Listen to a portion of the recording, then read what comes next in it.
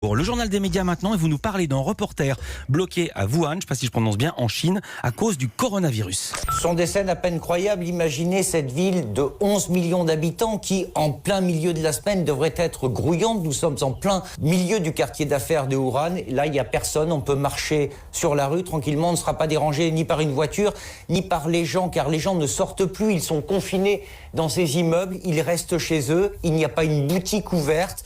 On croise quelques personnes cependant qui viennent se ravitailler, acheter des produits de première nécessité, mais les gens restent à distance car tout le monde est méfiant par rapport aux autres. On ne sait jamais, quelqu'un peut porter le virus. Vous venez d'entendre Arnaud Miguet dans un des reportages diffusés il y a quelques jours sur France 2. Il est le correspondant permanent de France Télévisions en Chine et il est surtout le seul reporter d'une télévision étrangère présent à Wuhan, Philippe. Ouais. Il a été envoyé dans la ville le 22 janvier dernier, quelques heures avant le blocus. Vous le savez, depuis 22 jours, la mégalopole, épicentre du coronavirus, a été mise sous cloche et le journaliste ne peut plus en partir. Ils sont, avec son caméraman, les deux seuls clients d'un hôtel qui aurait fermé s'il n'avait pas été là. Et ils arrivent quand même à faire leur métier ? Oui, mais pas sans difficulté. Vous l'imaginez, on a demandé à Arnaud Miguet comment il faisait pour travailler dans cette ville fantôme. Il répond à notre journaliste Alexandre Omar. On a deux chauffeurs de taxi qui nous baladent un petit peu. On ne sort que 2-3 heures par jour, aussi en fonction des envies, des besoins de la rédaction et en fonction de ce qui se passe dans la ville aussi, de ce qu'on peut aller voir, de ce qu'on peut aller filmer. On a une traductrice qui est avec nous, qui est une locale, qui nous aide aussi beaucoup. On va dans des lieux comme des pharmacies. Finalement, il n'y a que les pharmacies et les épiceries qui sont ouvertes, donc on fait assez vite le tour.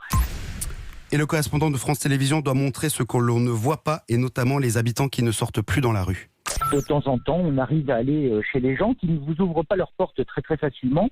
Mais on a réussi comme ça à aller faire quelques témoignages de gens qui étaient eux aussi cloîtrés chez eux et qui ont toujours peur d'un corps étranger qui rentre dans leur maison. Mais voilà, les gens restent chez eux. Nous, on a une profession, il faut qu'on aille témoigner, il faut qu'on aille raconter, il faut qu'on aille à la rencontre des gens, tout en restant à distance et bien sûr avec son masque vissé sur le nez. Mais on a un travail à faire, c'est pour ça qu'on est là d'ailleurs. Et là, il y a encore pour quelques jours, a priori, la situation à Wuhan est loin d'être réglée. On peut retrouver ces reportages dans les différentes éditions du JT de France 2. On souhaite bon courage à Arnaud Miguet. On va changer de sujet. Vous nous annoncez que Rachida Dati a dit oui. Oui, elle a dit oui. À 32 jours du premier tour des élections municipales, la candidate Les Républicains à la mairie de Paris a finalement accepté de participer à un débat télévisé avec les 6 autres candidats. Si tout le monde y va, on ne va pas faire nos divas, on ira aussi, a expliqué un membre de l'équipe de campagne de Rachida Dati. Pourtant, la semaine dernière, dans une interview donnée aux Échos, Rachida Dati a affirmé ne pas être favorable au principe d'un débat télévisé entre les 7 candidats à la mairie de Paris.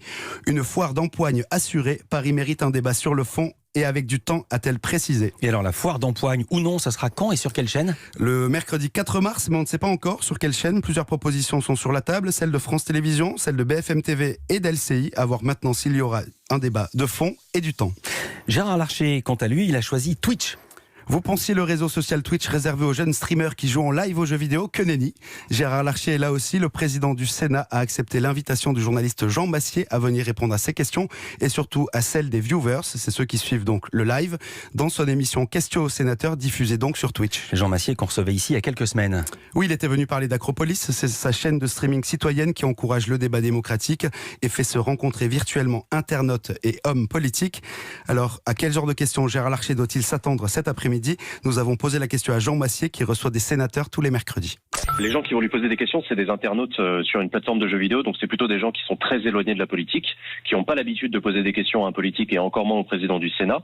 Et on peut s'attendre à des questions très cash sur à quoi ça sert le Sénat, est-ce qu'il faut supprimer le Sénat, est-ce que le Sénat est vraiment un contre-pouvoir, la question de la caisse de retraite des sénateurs, est-ce qu'il faut la supprimer. C'est typiquement le genre de questions que les politiques y retrouvent quand ils se baladent sur le marché le samedi matin.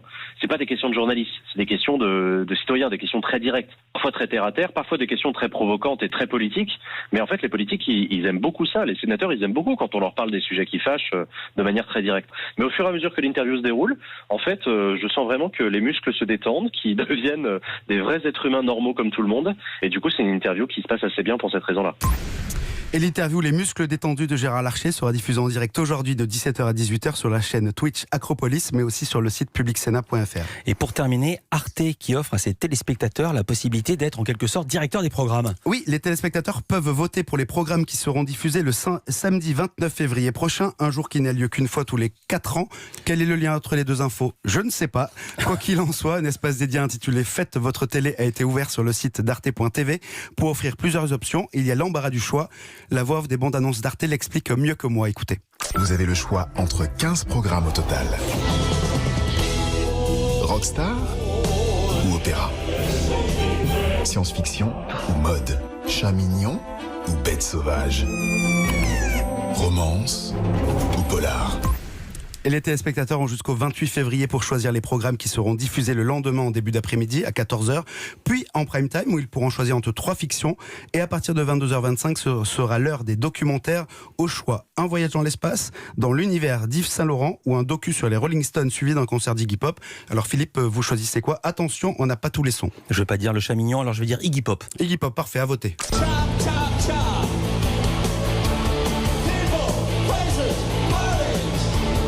Merci beaucoup Benjamin, à demain.